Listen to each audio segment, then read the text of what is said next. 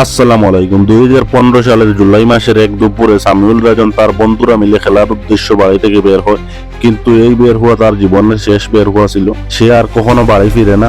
বাড়ি ফিরল রাজনের লাশ। কি হয়েছিল তার সাথে, এত নিষ্ঠুরভাবে কে তাকে হত্যা করেছে, আসুন জেনে নেই। 4 জুলাই 2015-তে খেলার উদ্দেশ্যে বের হওয়া 13 বছর বয়সী রাজন যখন বাড়ি ফিরতেছে না দেখে পরিবারের সদস্যরা বুঝতে পারেন রাজন বাড়িতে আসছে না, তখন তার শুরু হয় নিখোঁজ ছেলের খোঁজার যাত্রা। কিন্তু পরের দিন রাজনের লাশ একটি তৈরি না হওয়া বাড়ির কাছ থেকে পাওয়া যায়। তার লাশ দেখে বোঝা যাচ্ছে যে তাকে এত নিষ্ঠুরভাবে পিটিয়ে হত্যা করা হয়েছে।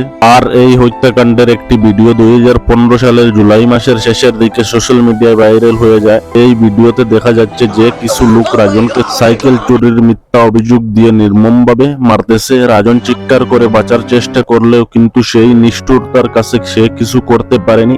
এক সময় তাকে যাওয়ার জন্য বলা হয়, কিন্তু যখন রাজন যাওয়ার জন্য খাড়া হয় তখন এই ভিড়ের মধ্যে থেকে কে বলে উঠে, এর পায়ের হাড্ডি ভাঙছে না, ওকে আরো মারো। এই বলে তারা রাজনকে আরো মারতে লাগলো। রাজন যখন তাদের কাছে পানি ভিক্ষা চায় তখন তারা তাকে উপবাস রেখে বলে, তুমি তোমার গাম পান করো।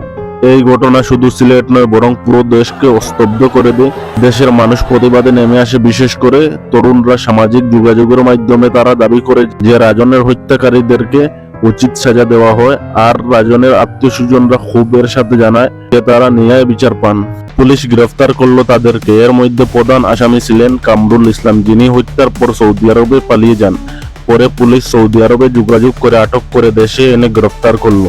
বিচার: সিলেট আদালত 13 জনকে হত্যার সঙ্গে জড়িত থাকার অভিযোগে অভিযুক্ত করে। অভিযুক্তদের মধ্যে কামরুল ইসলাম প্রধান আসামি এবং 4 মাসের মধ্যে মামলার রায় দেওয়া হয়। কিছু আসামিকে জীবনযাপন কারাদণ্ড দেওয়া হয় এবং কিছুকে 2 বা 3 বছরের কারাদণ্ড এবং জরিমানা করা হয়। এই ঘটনাটি অত্যন্ত নিষ্ঠুর ও অমানবিক। এই ঘটনা থেকে বোঝা যাচ্ছে যে মানুষ একটা চোরকে মারতে এত আনন্দ পায়, এটা জানার চেষ্টা করে না যে সে দোষী না নির্দোষ।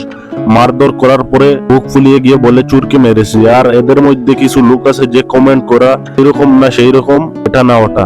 যদি এখানে এই লোক কমেন্ট না করতো আজ আমাদের মাঝে রাজন তো। যে কোনো মানুষকে না জেনে মারধর করা উচিত না। সে যদি চোর হয় তাহলে তাকে আইনের কাছে তুলে দেওয়া উচিত। রাজন আর ফিরে আসবো না, কিন্তু আমাদের কাজ যেন এমন ঘটনা না ঘটে তা নিশ্চিত করা। আর ভিডিও ভালো লাগলে লাইক, শেয়ার, সাবস্ক্রাইব বা ফলো করবেন। ভিডিও দেখার জন্য ধন্যবাদ।